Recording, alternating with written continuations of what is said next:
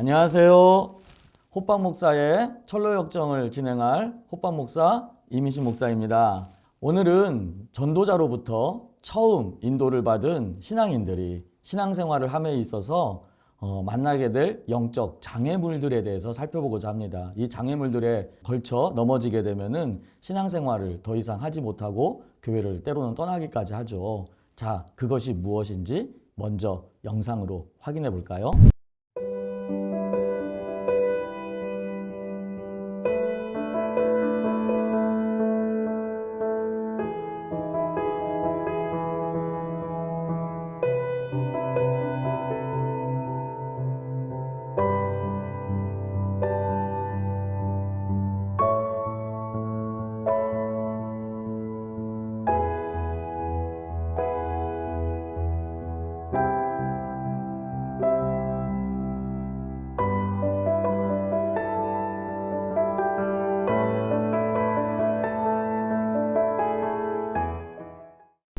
순례자는 빛을 향하여 달리고 달려가는 모습을 보게 됩니다. 철로역정 전체에는 구원을 갈망하는 자의 간절함이 반복적으로 묘사되어져 있는데요.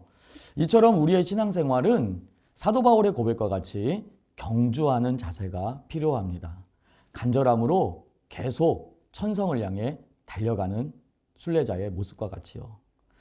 경주에 방해가 되는 것들은 다 벗어버리고 뛰어야 합니다. 그래야 원수들에게 기회를 주질 않습니다. 여러분들은 지금도 달려가고 있습니까? 두 번째로 순례의 길을 떠날 때 가장 먼저 부딪히는 장애물이 있는데요. 그것이 바로 믿지 않는 가족의 시험입니다.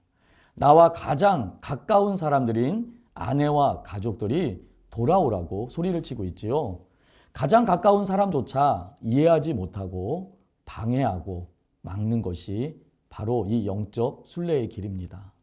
그러나 그 남자는 어떻게 하고 있어요? 손가락으로 귀를 이렇게 틀어막고 그 소리를 듣지 않으려고 합니다. 이것은 하나님의 뜻과 어긋나는 소리를 듣지 않으려는 믿음의 결단의 태도입니다. 그리고 뛰어가면서 생명, 영원한 생명이라고 외치죠. 이는 바로 무엇이냐면은 내가 구원받은 목적이 하나님의 영광과 하나님의 나라를 위한 것이라는 것을 다시 한번 확인하고자 하는 것입니다. 우리가 구원받은 목적이 단순히 천국에 가는 것이 아니라 바로 이 땅에서 하나님이 우리가 구원받은 백성으로서 전도의 사명과 많은 하나님의 나라를 확장시켜갈 귀한 사명을 감당하기를 원합니다. 그리고 그 사명들이 쌓이고 쌓여서 저 천국에 가면은 여러분들은 위대한 상급자로 하나님이 반드시 축복해 주실 것입니다. 생명, 그것을 향해 달려가는 것. 그래서 가족의 시험마저도 그렇게 뿌리칠 수 있는 것입니다. 세 번째로 가족의 시험 뒤에 찾아오는 유혹과 도전이 있었는데 바로 그것은 고집쟁이와 변덕쟁이라는 이웃이 따라와서 달라붙게 되지요. 예수를 믿게 되면은요, 가족의 시험도 있지만 주변에 믿지 않는 자들의 시험도 만만치 않습니다.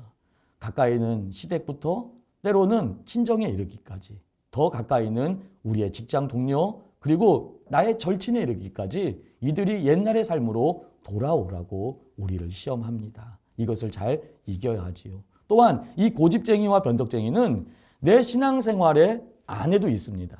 바로 나의 고집스러움과 변덕스러움입니다.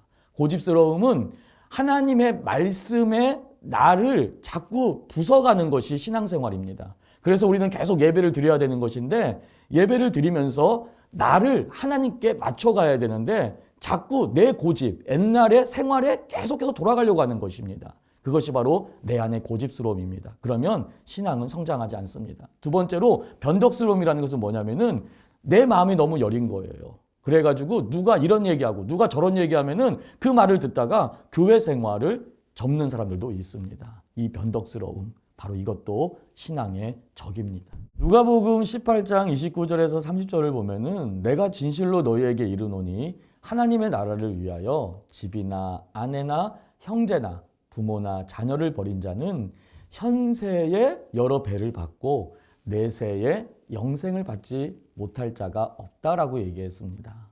이처럼 신앙생활의 시작은 좁은 문을 향해 가는 길입니다.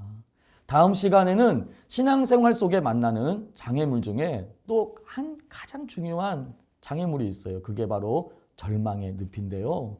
어떻게 이 절망의 늪에 순례자가 빠지게 되었는지, 그리고 그 절망의 늪에서 어떻게 나오게 되었는지를 우리 같이 살펴볼 것입니다. 감사합니다. 다음 시간에 만나겠습니다.